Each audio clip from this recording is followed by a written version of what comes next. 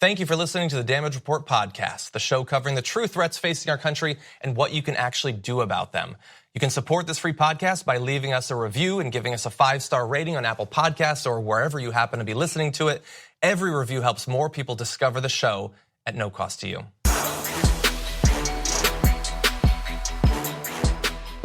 Welcome back, everyone, to another episode of the Damage Report. Today is going to be a big day because we are, of course, going to be talking about Kavanaugh.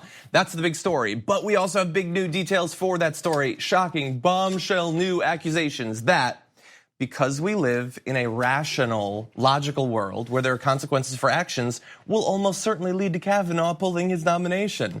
Or perhaps not, but one way or another, we're gonna be talking about it. There's like 5 new wrinkles on this Kavanaugh situation, all of which you need to be aware of, not just for the analysis of the rest of today's news, but in advance of Thursday, that's tomorrow, right? What day is it? Tomorrow's testimony that, so far as we know, is still going to happen. And so far as we know right now, still only going to have 2 people, although there are multiple named accusers now that of course deserve their day, if not in court, at least in the Senate.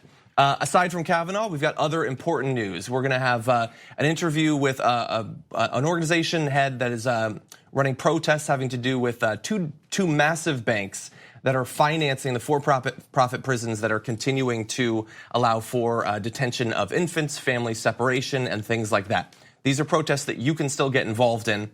And then a little bit later on, we're gonna be talking with a representative of Swing Left that is working to swing the Congress back to the Democrats in this election. We're gonna talk about election strategy, how the midterms are proceeding, and all of that. Joining me to do this, Jayar Jackson's in studio. It's Jayar Wednesday, which means tomorrow, of course, is Thursday when the hearings are happening. And you forgot to mention, we're gonna be covering that as it goes down. At least, I mean, that's true. This general seemingly court proceedings is what they're going to kind of look like, in my opinion, from what I could see, with Blasey Ford and also potentially Kavanaugh. And how many more accusers potentially by tomorrow, we'll see. Yeah, that's true. So tomorrow, if you are watching, I believe this is for members, I'm not 100% sure, but all day, so long as the proceedings are going on, we are going to be there to break down what should, as a fan of Harry Potter and Lord of the Rings, this is going to be great because the Republican Senate Judiciary members, all male, there's never been a Republican woman on there, have figured out this arcane ritual where they are going to channel their hatred and distrust of women from each of their souls into one elected vessel for their misogyny. A young woman who will then proceed to ritualistically sacrifice Christine Blasey Ford on the floor of the Senate. So that's gonna be really exciting, and we're gonna be there for that entire ritual. It is members only, in fact. Many hours of it. It's gonna start off, myself and Cenk Uygur are gonna be doing it. You're gonna have different hosts throughout the day. I'll be returning a little bit later on the afternoon. And you can watch that if you're a TYT member. If you're not a TYT member, go to tyt.com/join. You can fix that real fast. Yeah, some of those hosts include Jayar Jackson. It does include Jayar Jackson as well. I'll break it down. I'll make sure you guys know what's going on. I'm on it. And I will mostly waste your time. By the way, stick around for the very end of the show. We're gonna be doing our latest edition of our segment, Meanwhile In, where we very briefly turn our attention on the incredibly important news happening in other countries around the world. So let's start off with Kavanaugh. Another woman has come forward with allegations against Kavanaugh that are as serious as is imaginable. And it is hard to imagine how they are simply going to push past into tomorrow's hearings and then eventually hold a vote on him, get him on the Supreme Court without having any serious consideration of these new allegations that are coming forward. So let's talk about what is being alleged. A court filing by Julie Swetnick includes claims that she witnessed Kavanaugh and his friend Mark Judge regularly drinking excessively during Washington, D.C. house parties in the early 1980s, where the 2 men engaged in, quote, abusive and physically aggressive behavior towards girls. We have a quote from Julie Swetnick saying, "I also witnessed efforts by Mark Judge, Brett Kavanaugh, and others to cause girls to become inebriated and disoriented so that they could then be gang raped in a side room or bedroom by a train of numerous boys." And in particular, she details her own gang rape from 1982, in which she says, "During the incident, I was incapacitated without my consent and unable to fight off the boys raping me. I believe I was drugged using Quaaludes or something similar placed in what I was drinking." And she says that both Mark Judge and Brett Kavanaugh were present for that incident. I mean, there it is. That's, they've attempted to put forward a lot of defenses from this happened 36 years ago and there's, a statute of limitations on morality to I was a virgin, I didn't do anything. But now these claims that he was actually participating in multiple gang rapes, including of a woman who's coming forward, says she is 100% ready to testify. That is a difficult one to just push past. As the charges build, and it's seemingly not like one has a higher level of disgusting nature than the other, but as these build, you can see the reason why many of the people, many Republicans on the Judiciary Committee, and everyone wants to hurry this along because they knew more was coming and more of this could possibly happen. And they didn't want to have to deal with having to fend off these other allegations now. They didn't want to get to the point where they have to now defend, as you said, they can defend, 36 years ago, how come you didn't do it sooner? Oh, you don't remember every detail. You don't remember what color pants he was wearing or what shoes, if they were Nike or if they were Reebok. But as it gets to things like dropping things in people's drinks, and because also, I'm sorry, the third defense is, you were drinking, you were asking for, what were you wearing that night, Missy? Now when people's drinks are being, things are being dropped in their drinks, there's a slimmer and slimmer window of being able to forgive and write these off and say, hey, you were an 18-year-old guy once, weren't you? You, John, at home, you were, weren't you? You did this. The window is shrinking, and so they didn't want to have to get to this point. Yeah. So I'm curious now to see what approach you're going to take now to dispel these allegations. And we've certainly got a few. It's amazing the behaviors that both, obviously Brett Kavanaugh doesn't care about what he did. Donald Trump doesn't care. The Republican senators don't care. They bring on a panel of women on Fox News that don't care. We're gonna show you some stats for some of the voters that don't care. He held someone down. He put his hand over her mouth. Does that really matter? It's high school. Boys will be boys. Okay. Drugging women and then having a rape train on them. Are there still people in this country? What percentage of even Republican voters, even hard right voters, are going to look at that and say, well, even if it's true, he should still be allowed to get on the Supreme Court? There's a certain percentage because they don't care. It's because they're going, well, okay, fine, it happened. They have gone here. Okay, fine, it happened. But they're bringing it up now because they just don't like him. He has changed. Somehow, the guys that they support can change, even though there's absolutely no evidence that they have. But they can just assume so. They've changed, and they deserve to be on the Supreme Court. These rulings that you're trying to get, at least, these, a lot of the rulings that you want to have him come on to be another part of dropping another domino in your favor are way too important to you to shut off so many other people. Like, you're talking about worried about life. We know Roe v. Wade is one of the things they're going to come approach. So if you're worried about life, but then other people's lives have been destroyed for decades, you don't care about that life. Yeah. Just because you want to now have this victory. It's one of the things you don't want an embarrassment for your president, an embarrassment for the guy that he nominated, who was, by the way, selected by a bunch of other people. Yeah. So it's their selection as well. You don't want that embarrassment, so that's the only reason why you're willing to push aside all of this. Yeah. And you can get mad about the political possibilities of Democrats bringing this in at the last minute to make it go longer. I applaud that. Do it again. Bring him on and push this further and further, because the things that he's willing to get on the court and judge on, most American people don't agree with. Yeah. So, look, the one complicating factor of this is that for some people, the fact that Michael Avenatti is representing this woman is going to be, not preferable. I would prefer that it was some other lawyer because I think that he's a self-promoter. I agree. His reputation really has nothing to do with her, though. Let's bring up this next picture. That's her. She's not anonymous. They would love that she was anonymous so that they could then say, it doesn't count because she's anonymous. That's who she is.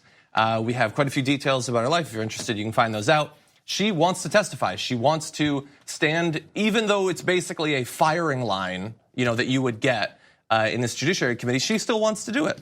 The second accuser from yesterday also wants to do it.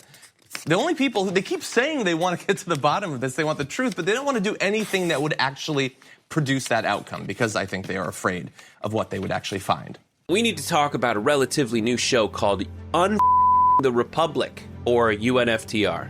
As a Young Turks fan, you already know that the government, the media, and corporations are constantly peddling lies that serve the interests of the rich and powerful. But now there's a podcast dedicated to unraveling those lies, debunking the conventional wisdom. In each episode of the Republic, or UNFTR, the host delves into a different historical episode or topic that's generally misunderstood or purposely obfuscated by the so-called powers that be, featuring in-depth research, razor-sharp commentary, and just the right amount of vulgarity The UNFTR podcast takes a sledgehammer to what you thought you knew about some of the nation's most sacred historical cows.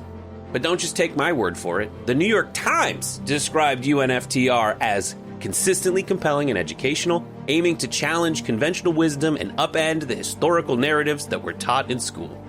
For as the great philosopher Yoda once put it, "You must unlearn what you have learned." And that's true whether you're in Jedi training or you're uprooting and exposing all the propaganda and disinformation you've been fed over the course of your lifetime. So search for UNFTR in your podcast app today and get ready to get informed, angered, and entertained all at the same time.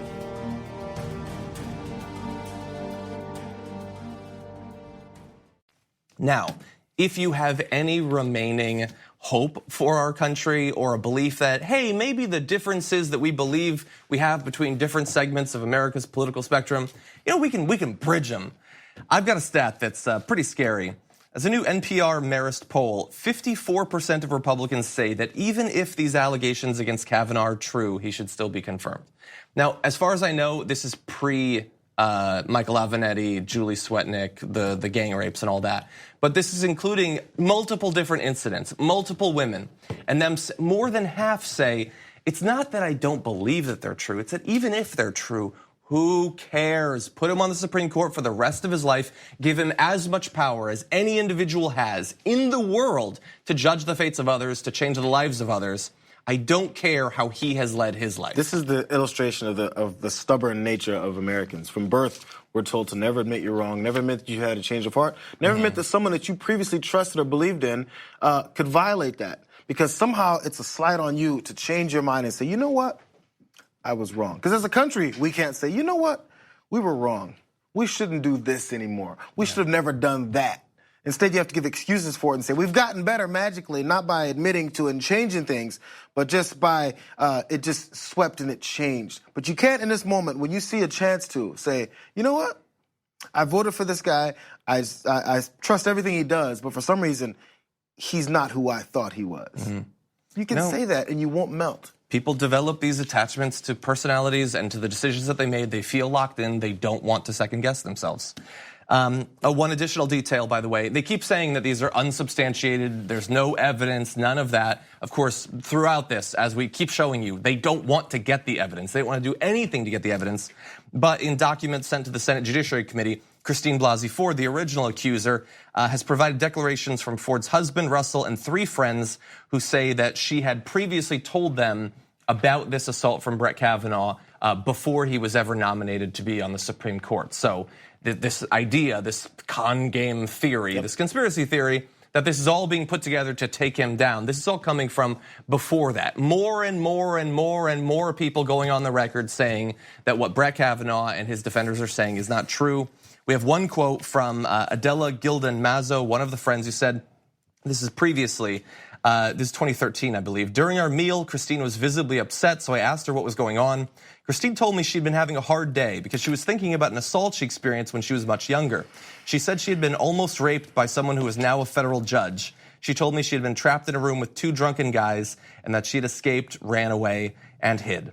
Again, that is years before he would ever be nominated to the Supreme Court. But you will still hear people like Tucker Carlson, Sean Hannity, and your president say, she comes up with these baseless claims that no one has ever heard before now. Why didn't you say it when he was a federal judge? Why didn't you say it after it happened? Why didn't you say it to a friend? Why didn't you say it to a counselor? Why didn't you say it to a husband? All of those things happened. Mm-hmm. But if you just because you say it didn't happen doesn't mean it didn't. Yeah, and by the way, they keep saying, why didn't you say it then? Why didn't you say it a little bit earlier? You can go back to the morning after it happened. They're still not going to believe these women. That's, spoiler alert, sorry if I'm spoiling American politics for you. Okay, so we're going to take a break, though. But when we come back, we've got massive protests being held against JP Morgan Chase and Wells Fargo for their financing of for-profit prisons that are participating in family separation and other anti-immigrant abuses. We'll break that down with a representative of those movements after this.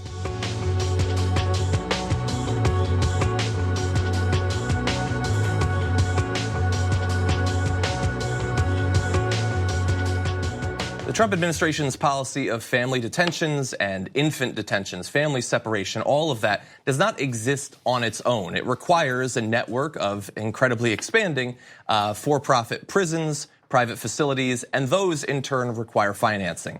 And that is where you can possibly get involved, because some protests are coming up to help to destabilize that set of links. Joining us now to talk about this process, Nicole Regalado of CREDO Mobile, digital organizer. Welcome to the show. Thank you so much for having me. Very glad to have you here. So you've got two events coming up to protest JP Morgan Chase and Wells Fargo. Can you tell us about what those protests are going to look like? Yes, absolutely. Lots of things going on today. Today is the National Day of Action for the Families Belong Together Corporate Accountability Code from across the country, who have come together to launch a massive campaign to put pressure on the big banks like Wells Fargo and JP Morgan Chase, who are financing and making huge profits from the for-profit prison corporations that are carrying out Trump's family separation and family incarceration agenda. Today in San Francisco, we have hundreds of activists that are heading down, knocking on the door of Wells Fargo headquarters right here in downtown. We're delivering more than 500,000 petition signatures to the bank, urging them to divest from the mass incarceration industry. And we've got folks in New York who are, as we speak, right in front of the JP Morgan Chase headquarters in Manhattan, urging JP Morgan Chase to do the same thing. So how significant financially is this, both for the banks and for these for-profit facilities where people are being held? The financing links between them, is this significant amounts of money? Absolutely. Wells Fargo has loaned the Corrections Corporation of America $80 million. It's a part of a syndicate of banks that have loaned, that have financed the debt of Geo Group, companies like Geo Group, Core Civic, in upwards in the amounts of over $700 million. And the banks are making huge profits from this.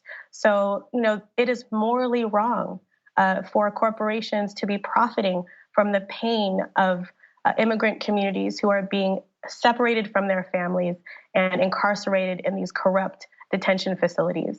And I'm especially glad that you are drawing attention to the actions of these two massive banks, especially Wells Fargo. We talked recently on the show about their policy of they're now freezing people's accounts if they have questions about their citizenship, even though there's no legal requirement for that. And I think that a lot of people are becoming more awakened to the fact that these banks, JP Morgan and all that, they finance a lot of politicians that are doing some horrible things. But I'm not sure up until this point how aware people are of their links with industries like the for-profit prison facilities and all of that. So I'm glad that you're helping to shed some light on that. Yeah, I think what's really been challenging for CREDO and other immigrant rights groups who have been working to resist Donald Trump's anti-immigrant agenda is really breaking through the noise. There's so many attacks coming at us from every single angle. You mentioned, banks like Wells Fargo, banks like Bank of America, who are freezing people's accounts when they cannot provide proof of citizenship. That is not required to do business with a bank in this country. And right now we're focusing on putting pressure on the major financiers who are not only complicit in locking up immigrant families, but they're actually profiting from it. And that's wrong. So we've been talking recently again about especially the policy of the family separation, the kids that remain separated from their families. My fear is that the media has, for the most part, moved on from this topic, and also that a lot of Americans appear to believe that we had all this big activism around it. There was a big pushback against the Trump administration, and hey, we won. We solved the situation. In your experience, to your knowledge, what is the actual situation both at the border and then this distributed network of facilities? Has this problem been solved? Absolutely not. Donald Trump's regime is launching attack after attack to make sure that immigrants are criminalized and to keep them, to throw them behind bars and then also keep them there. We saw earlier this week, over the weekend, the Department of Health, the Department of Homeland Security introduced a regulation that would make it easier for the government to punish immigrants for using benefits like food assistance, housing assistance, Medicare, Medicaid. His zero tolerance policy gives the DOJ a mandate to criminally prosecute every undocumented immigrant. These are all the types of policy changes that are sanctioning horrific abuse at the border. And also, it's not just at the border. ICE is separating families right here in our communities. And if we care about, stopping the mass incarceration crisis in this country, we need to do everything we can to resist Trump's policies, to go after every single person and every single institution that is responsible for separating families, for locking them up. And that includes big banks like Wells Fargo and JP Morgan Chase. Nicole, this is Jayar. I was just wondering, so you're having the protests outside of the banks and bringing more public pressures. We talked about, we had that when it came to the family separation in the first place. What is the plan for taking that from the protest to the legislation? Because that's a lot of times people think we won because we made them be quiet about it. How are we going to switch that to legislation? Is there a plan with the organization with that aspect? Right. So the next steps of the campaign is we've sent a letter to Wells Fargo executives demanding that they meet with us to discuss their plan, their intention on how they intend to change their investment practices. And we have to remember that Wells Fargo knows that their reputation matters. They care about their reputation. They just went through a whole corporate rebranding, and their new slogan talks about their recommitment in 2018 to the people. So if they truly are a bank for the people, then what we're asking them is, keep that commitment. 2018 isn't over yet. They still have a chance to do the right thing and divest from the private prison industry. Nicole Regalado, a digital organizer for CREDO Mobile, thank you for both drawing attention to this issue and providing an opportunity for people to get involved. Hopefully many of them will. Thank you. Thank you. We're going to take another short break. When we come back, Trump responds to what's happening with Kavanaugh, these new allegations of Kavanaugh's participation in gang rapes with a woman coming forward, and we have some of the prepared written testimony of Kavanaugh for tomorrow's hearings.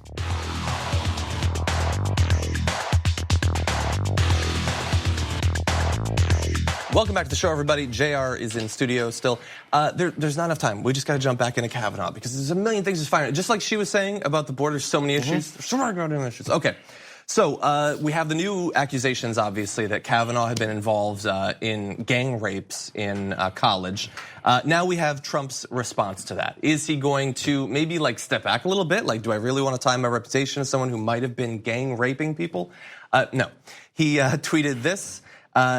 The Democrats are playing a high-level con game in their vicious effort to destroy a fine person. It is called the politics of destruction.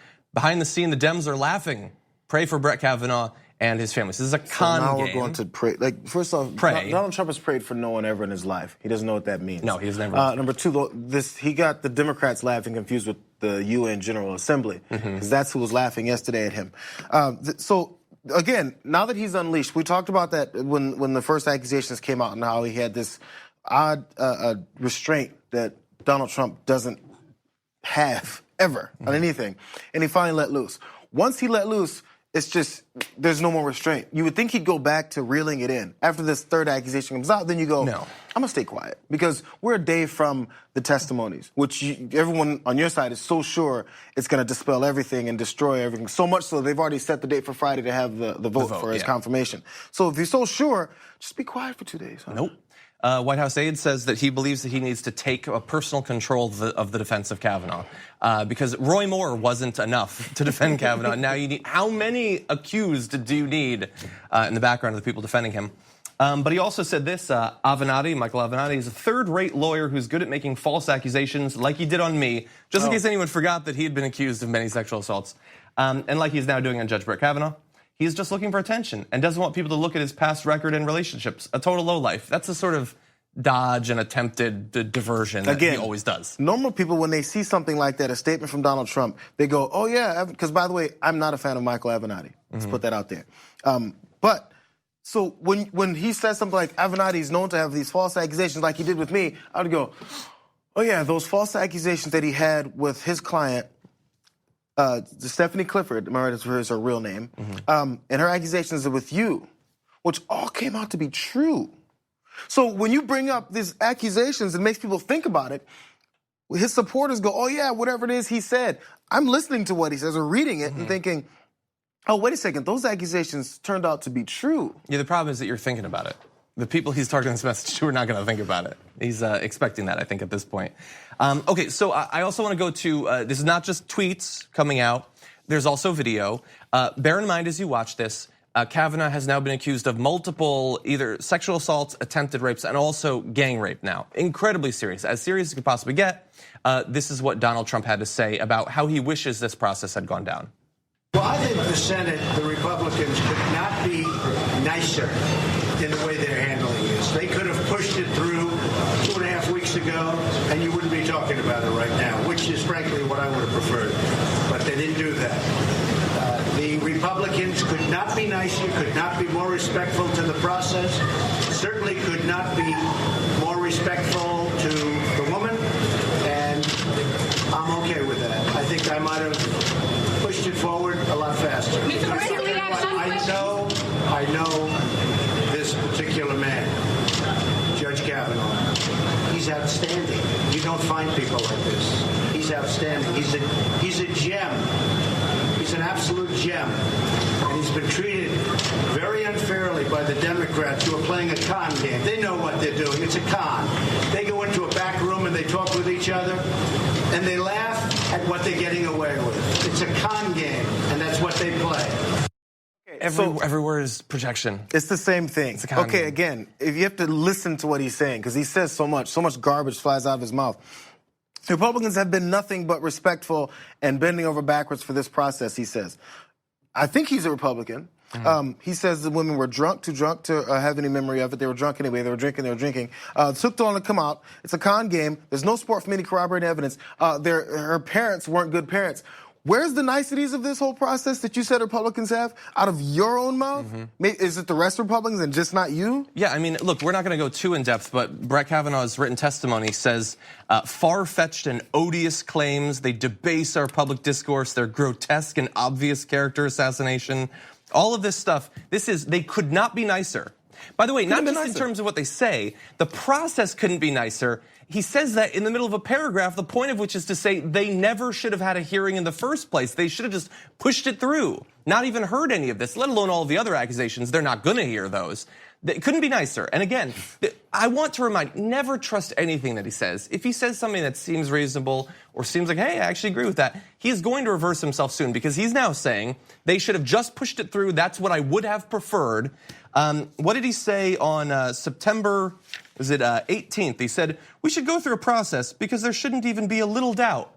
So a week ago, he's saying we should have this process. I don't want there to be any doubt. I want it to be fair and clean. Now he's saying they should have just pushed it through and had nothing whatsoever, not even the minimal sort of farce, kangaroo court that they're going to set up tomorrow. They shouldn't even have that. And by the way, in doing that, in shutting down the voices of all of these women and not even hearing their claims and calling them odious and far-fetched, or in the words of Louis Gohmert today, evil, we are being nicer than possible. No one could be nicer than we are when we call them evil, when we call them lying whores and all of that. Definitely don't want to see them not being nice. God only knows we know what Brett Kavanaugh is like when he's not nice. He gets rapey, unfortunately, when he's not nice. It's 2018. This is after the Me Too movement, and we've had so little progress in terms of moving half the country that they don't even have to pretend to care about the experiences of this woman. This is something that we've come back to 100 times, obviously. But that they can just say that this new woman, she puts her name to it, she puts her face to it. She says that she was gang raped. It's a con game. This is coming from a guy who is an expert on cons, of course. That has been his entire career. We know that. That's probably why his mind instantly goes to that. But they don't even have to pretend to care. It is really amazing how, even, despite their low popularity, despite the fact that it looks like this election is going to be devastating for them, they feel emboldened to aggressively attack the women, perhaps to a greater extent than they did with Anita Hill. And now they're going to have this female sex crimes prosecutor try to destroy Christine Blasey Ford tomorrow. When we're doing our live coverage. It's not even that they haven't learned anything from those past experiences, that they've apparently learned something, and it's terrible. They've learned that generally the American society will accept this stuff. This is an indictment of who we are as a country. Again, the whole thing with the Me Too movement from the beginning. All of these, all of the victims of it that finally came forward, and the people who've gone down, very famous people that have gone down. The reason they did is because society accepted it and supported this. Yeah. So the politicians think the same way. If any of these politicians on this side of the aisle go against what they've always pushed, which is against women and victims, they will see a backlash from their support, their base, like they've never seen before. And they know that. This is more of an indictment on our society and our country and how we've always treated victims of this kind of assault as just, they're lying. Why didn't they do it a long time ago? We're the problem. Yeah. It's time for that to change, and then they can. Yeah, and again, while all of this is happening, obviously there's millions of women out there that have had experiences like this, and they have to watch and see, this is why I didn't come forward, this is why I don't tell anyone now. Look how I would be treated if I ever told anyone about the tragedies that have happened in my life. Okay, we're going to take a short break. We were just talking about the midterms. We're going to be joined by Tisch Sussman, who's going to join us. She's from Swing Left, helping to try to swing the Congress back to the Democrats. We're going to figure out how they're going to do that after this.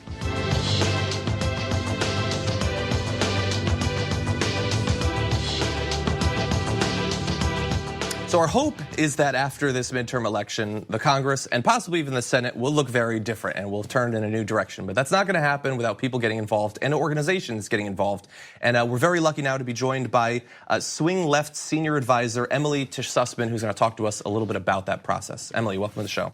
Thanks so much for having me. Very glad to have you here. So you are part of this organization. You have a program going on attempting to change the composition of the Congress. Tell us about that. Yeah, the last weekend, it's a great rebranding of something that's always happened on campaigns. I'm sure a lot of your viewers are familiar with the concept of GOTV, getting out the last weekend, and really volunteering, knocking on doors, making calls. The reality is that we feel like our country is going crazy in a lot of ways under this administration, but we need to ensure that we actually get every single vote. Every person who is eligible to vote actually knows that the election is coming, the days, the parameters, can they vote? And the best way to do that is still person to person. In some ways, we live in an age where we think that like everything lives online, and maybe that's because our president tweaks his policies online. But the reality is that person to person is the way to do it. It's the way to get to people. And we can't just rely on hoping that people are going to talk to their friends and neighbors, which of course we hope that they do. But it turns out that friends and neighbors of congressional districts are a very real thing here. The majority of districts that are swingable, that are the congressional districts I'm talking about, that are able to be moved from Republican to Democrat this year are actually in a very close driving proximity to districts that are solidly blue. So what we're doing with Swing Left in the last weekend is a coalition of over 50 organizations talking to their people that are in districts that are more solidly blue, saying, hey, get out there. You know you're going to vote already. Maybe you've already voted an early vote or absentee vote by mail. Spend this last weekend going out to your neighboring districts, knocking on doors, and ensuring that everyone is planning to vote in the districts, and we can really swing them this year. So as you're talking, we have up one of the videos from the last weekend. I saw Rashida Jones talking about that historically in midterm elections, voter participation goes down. It's already low for young voters, but even lower in the midterms. So in terms of this particular election, you're talking about going out there, talking one-on-one, personal contact with these people. What are you trying to focus on in terms of this election that you think is going to break through that normal process? And what issues are those voters apparently being energized the most about or around? Yeah, look, young voting in midterm elections is abysmally low, like pathetically low. We know that we need to do better as a generation already getting out there, but midterm elections, it's just not something that ends up on people's radars. They have so much going on. So it is so highly dependent on their friends to tap into them and say, hey, did you register to vote? Are you sure that you're registered at your current address? Do you know where your polling place is? It is so important on people talking to their friends that way. I mean, this year, honestly, like it's hard to say what is the top issue because it feels like everything is the issue. Like any issue that you really care about is under attack. if it's your own healthcare, if it's your community being deported, if it's the fabric of our democracy. I mean, this week, today, is insane. This Supreme Court nominee is unbelievable. And Republicans are saying we basically don't care that he assaulted a woman in his teens and probably 2 others and maybe more. Yeah. They're going to go ahead with the vote anyway. We've actually traditionally seen courts as a motivating factor much higher on the conservative side and Republican side than it has been as a factor for Democrats to turn out. I think that's going to be one of the biggest surprises of this cycle, that the issue of courts and the Supreme Court in particular is going to be a very big motivating factor on the Democratic side in a way that it hasn't traditionally been in midterms or in elections at all. So I want to provide one more bit of motivation for people who, there's probably not a lot of people who watch this show every day and are not interested in voting. They just don't really care. But there might be a few, hypothetically. So we have had the experience in the past couple of years of an election night that did not go the way that we either wanted or thought that it would. So here's a hypothetical for you. So we get to this midterm election.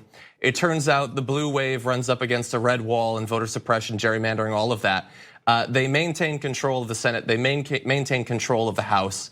What are the stakes in this case? What do you see happening if people don't get out there and the Republicans have as much power the day after the election as they do the day before?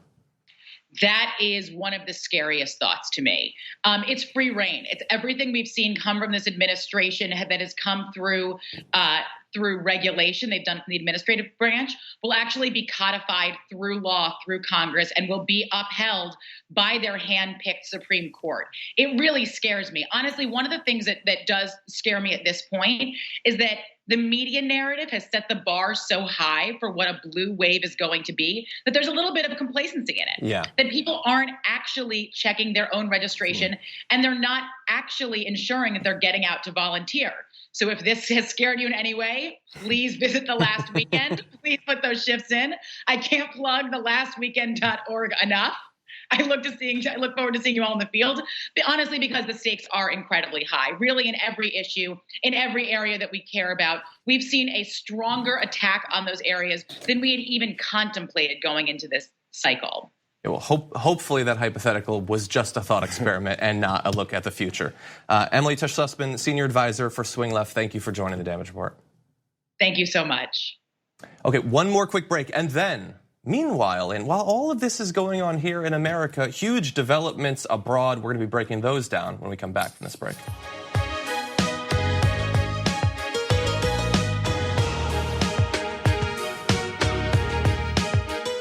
Okay, so in America right now, we are obviously very focused on what's going on with Brett Kavanaugh, the continuing accusations. Will he get on the Supreme Court? Meanwhile,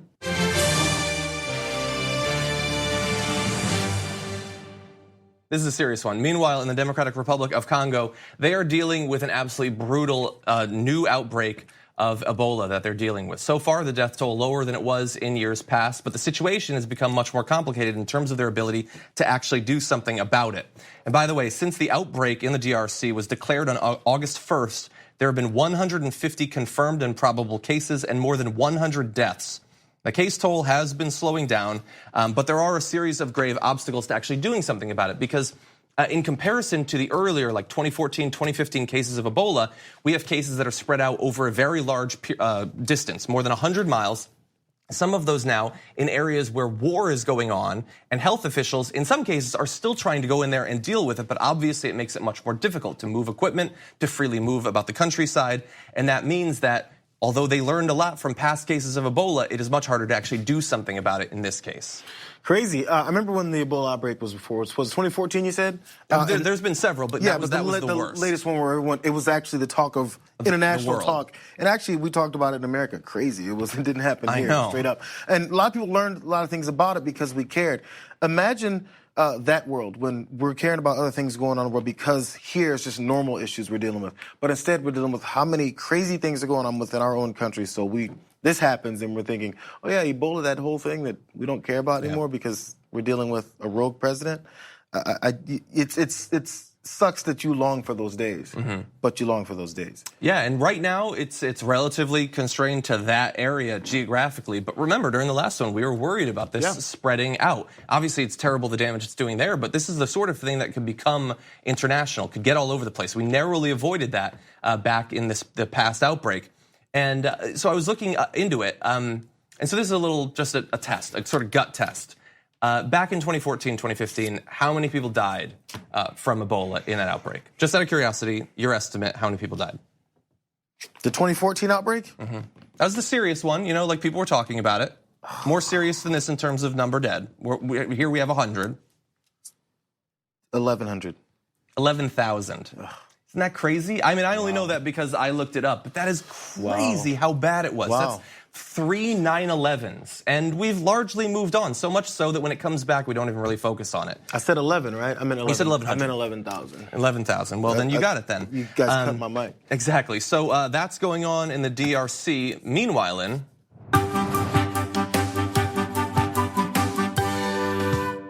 that was a very happy intro. Again, not a happy situation though. In the western portion of China, Uyghur Muslims are being detained by the hundreds of thousands in an attempt to indoctrinate them, incorporate them more into Chinese culture, and especially stamp out the Muslim religion there. These ethnic Uyghur Muslims spend their days in high-pressure indoctrination programs where they're forced to listen to lectures, sing hymns praising the Chinese Communist Party, and write, quote, self-criticism essays, according to detainees who have been released. And we have some more details about the goal here. The officials have not banned Islam, but dictated very narrow limits for how it should be practiced, including a prohibition against praying at home if there were friends or guests present. In other sessions, the inmates were forced to memorize laws and write essays criticizing themselves. But also, in some cases, the government is installing video cameras in the homes of these people to make sure that they're acting right once they're outside of these indoctrination programs. Again, hey, these are humans. Imagine this is your life, and this is what you have to go through. Again, critical essays about yourselves because of who you are and who you grew up with and how you were taught to praise and worship. That's what's going on in other parts of the world. But we're hearing about China. We're hearing about it with tariff situations and how much they're screwing us over. The collision of what's important in the world sometimes needs to be refocused. Yeah. I mean, very good point. To the limited extent that we hear anything about China now, it's the tariffs. Trump today said that he believes that China is interfering in the 2018 elections. So, hey, he's interested in that topic slightly. But no, this is a sort of internal thing that maybe a documentary will be made and maybe it'll do well at Sundance and people will pay attention to it for a little bit. But for the people, hundreds of thousands of people with this culture, they are being forced to effectively destroy their culture on their own, being forced to do it themselves. And that is, of course, absolutely horrendous. And while all of that is going on, meanwhile,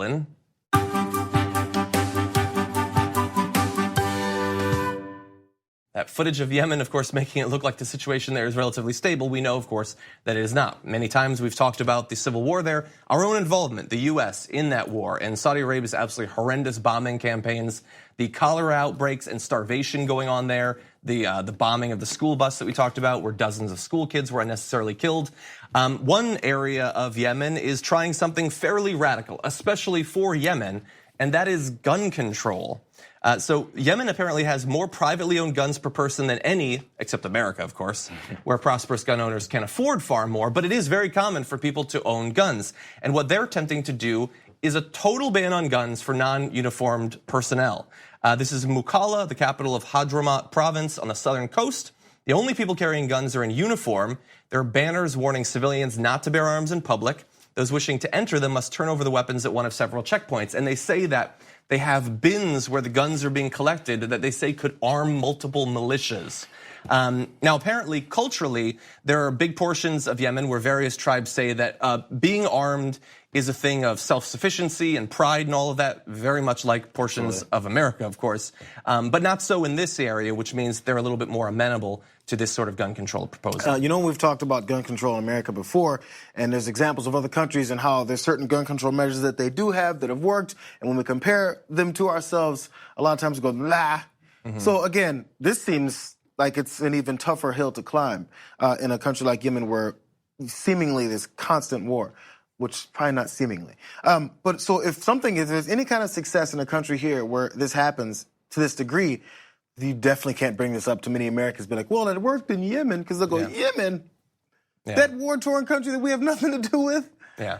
It won't work. So I mean, if it works, it won't work to convince anyone here. Yeah, well, certainly more power to them for trying. I mean, the more difficult a domestic situation you have, the more admirable attempts at social reform actually are. We've talked previously about in Saudi Arabia, the women who are pushing for the right to drive and all of that. Some people have died in that activism, but they have been making strides in Kuwait and Saudi Arabia because of the audacious action of activists like that. Same sort of thing going on here in Yemen in a situation that is even more deadly, at least on a daily basis. We have more that we wish we could get to. Unfortunately, we're not going to have time for it. We will be returning to more of these a little bit later on. As we'd said in the early part of the show, tomorrow we're going to have the damage report. We're also going to have, for our members, a day-long coverage of the Christine Blasey Ford and Brett Kavanaugh testimony. Thank you, Jayar, for joining us on the show. Always good to have you here. Thank you for watching. We'll be back with more damage report for you tomorrow morning. Thank you for listening to the Damage Report podcast, the show covering the true threats facing our country and what you can actually do about them. You can support this free podcast by leaving us a review and giving us a 5-star rating on Apple Podcasts or wherever you happen to be listening to it. Every review helps more people discover the show at no cost to you. Thanks for listening to the full episode of The Damage Report. Support our work, listen ad-free, access members-only bonus content, and more by subscribing to Apple Podcasts at apple.co/TYT. I'm your host, John Adarola. I'll see you soon.